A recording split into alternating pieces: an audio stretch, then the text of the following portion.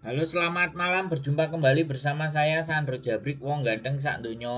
Mohon untuk tidak menyebutkan nama dan identitas dalam percakapan ini karena percakapan ini saya naikkan dalam konten YouTube. Gimana, Bu? Ada apa ini? Ya, Pak, saya mau Halo. sekedar mau tanya informasi. Anak Mm-mm. saya overstay 1,5 hari pas tahun baru kemarin hari Rabu itu terus nggak ada kabar. Baru 1 bulan di Hong Kong. Pas tanggal 1 kemarin pas 1 bulan di Hong Kong.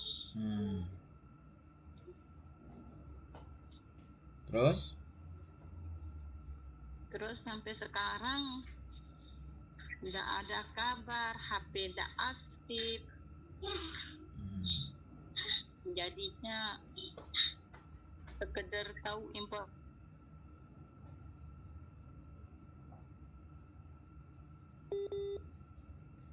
Suaranya putus-putus, Bu.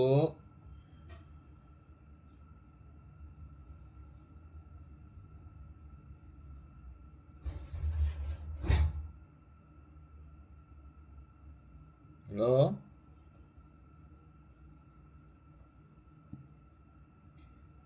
Halo? Suaranya putus-putus ya teman-teman. Ibunya kehilangan anaknya di Hongkong karena overstay. Dan nomornya nggak bisa dihubungi. Dan nol. Nah ini makanya yang punya punya ibunya.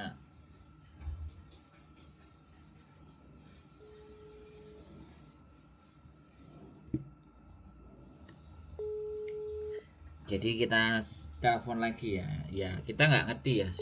Jadi namanya juga ibu-ibu ya kehilangan anaknya dan di Hongkong. Halo Bu, sinyalnya sampai nggak keluar loh Bu. Oh iya, mungkin nggak nuntut ini. Ini sudah bisa nyambung ini. Nah, sinyalnya sampean cari sinyal yang tepat. Oh iya iya iya. Sudah, jadi hilang kontak sama anaknya. Iya, sampai sekarang nggak ada kontak sama sekali. Oh, pamitnya kemarin bagaimana? Laki apa perempuan? Laki-laki. Oh, pamitnya gimana? Oh, biasanya kalau mau pergi itu keluar dari pos kayak pos kayak gitu mungkin nggak ngerti kan saya sekedar mak baru selesai makan biasa saya video call kayak gitu langsung bilang oh mak saya jalan dulu ya gitu aja. Hmm, Mau kemana ya ini saya mau jalan-jalan gitu. hmm. Sampean benar-benar ibunya ya. Iya, Hmm. anak pertama saya Anak pertamanya laki-laki usianya berapa? baru masuk 20.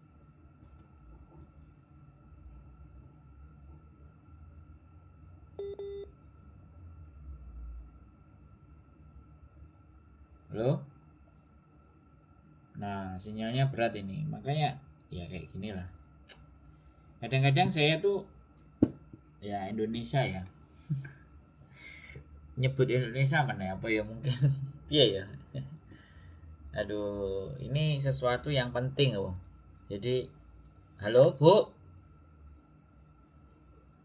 gimana sih Bu?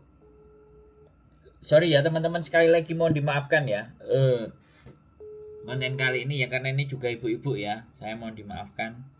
Tapi ini penting dan saya dari tadi malam dia WA menghubungi dan pagi ini juga ngejar. Jadi saya mau ngasih penjelasan gimana kalau HP-nya kayak gini. Halo? Ya, ya, ya, ya, ya. Saya mau kasih penjelasan buat ibu kalau HP-nya ibu kayak gini gimana terusan saya bantunya. Oh, ya, ya. Ntar dulu. Soalnya ini kita di kampung sekali nih. Kampungnya mana? Kampungnya mana? Kampung apa namanya, Kecamatan Gerung. Mana? Gerung. Gerung mana? Kabupaten mana?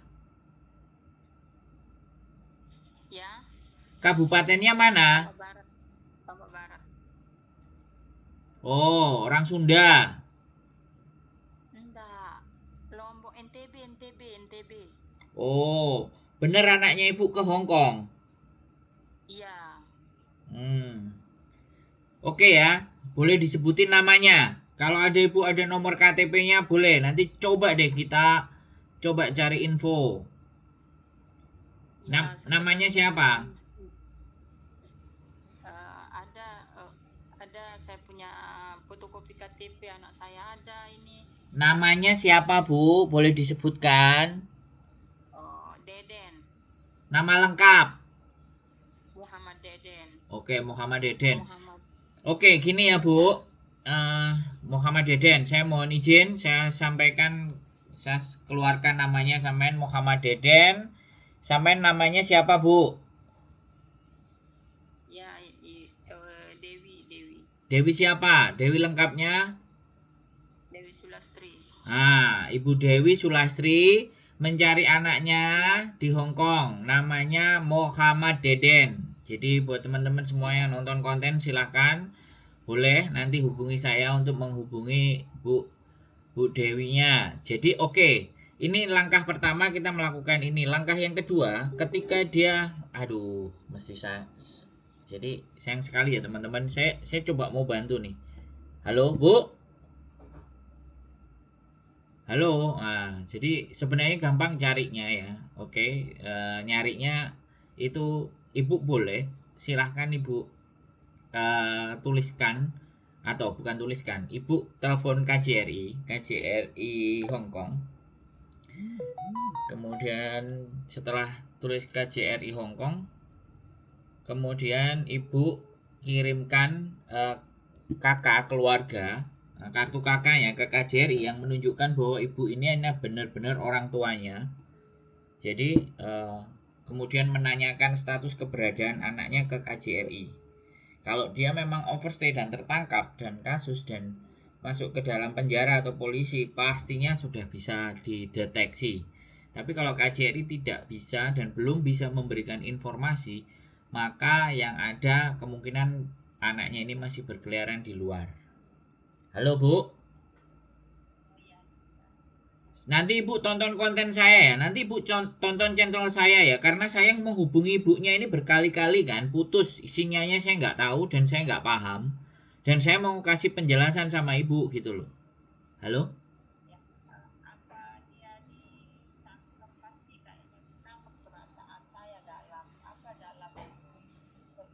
Sholat malam saya kayak begitu. Udah, kita nggak perlu pakai perasaan ya Bu. Kita nggak perlu pakai perasaan walaupun sampean Ibu it's okay. Kita dunia nyata ya.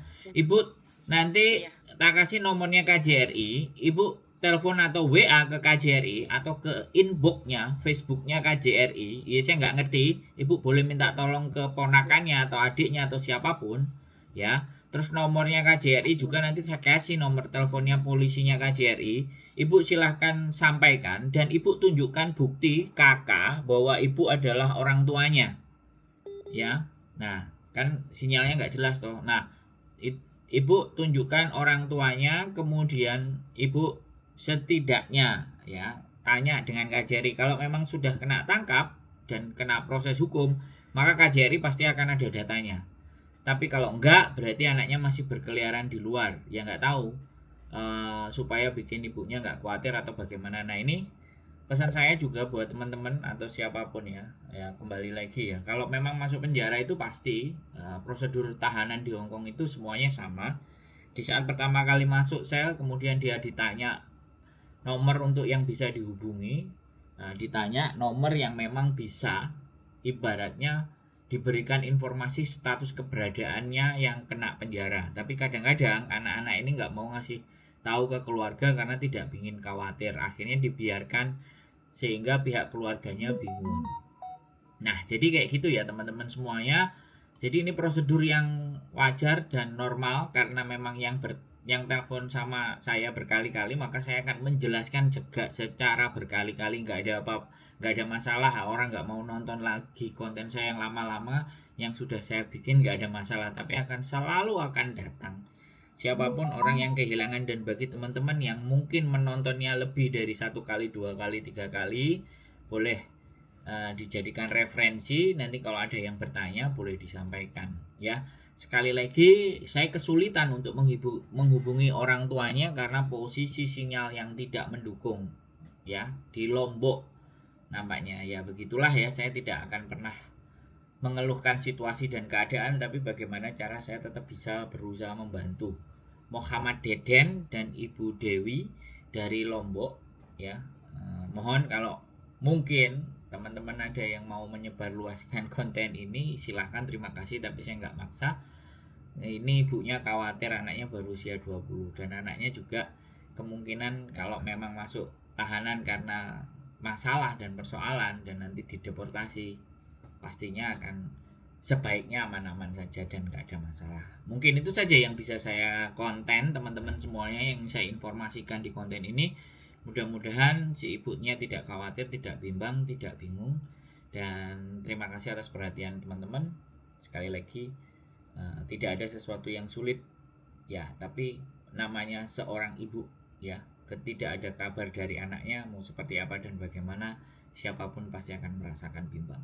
Tetap semangat, keep stay tune my YouTube channel, and see you next video. Bye bye.